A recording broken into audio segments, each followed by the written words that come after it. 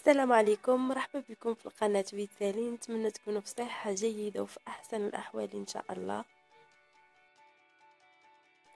اليوم بدي نتقاسم معكم طريقة كيفاش نقيو الفران بمواد جد بسيطة وسهلة وكتعطي نتيجة زوينة بزاف.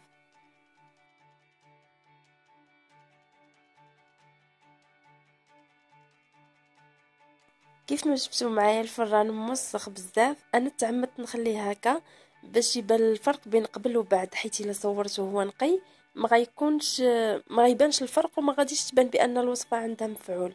المهم اش كنحتاجو هنايا؟ كنحتاجو بيكربونات الصودا مع خل ابيض.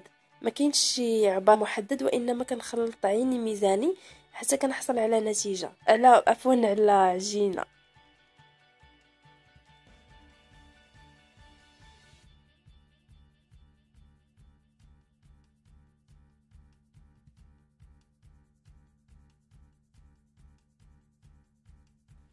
من بعد كنوزعوا داك الخليط كامل على الفران، كنقيسوا به كاع القنات. بونجا كنبداو نحطو، كندير الباب حتى هو. من بعد كنشعل الفران 5 دقائق هكاك غير يسخن وكنطفي عليه.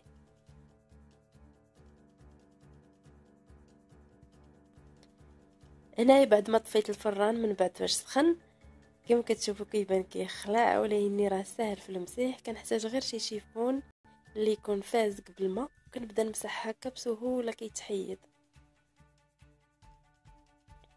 كيف ما كتشوفوا كيتمسح لينا داكشي بالزربه. للاشاره اننا كنمسحوا الفران هو باقي سخون، ما كنخليوش حتى كيبرد.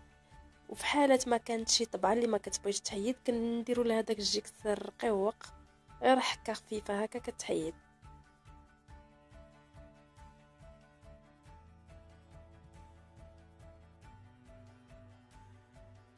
انا من بعد ما نشفت الفران ومسحته مزيان، هذه هي النتيجه اللي كنحصلوا عليها. جربت بزاف ديال الطرق وهذه هي اللي جاتني سهله وغير مكلفه وما فيهاش تماره. نتمنى تعجبكم لا فيديو، والى فيديو اخر ان شاء الله. بسلام عليكم.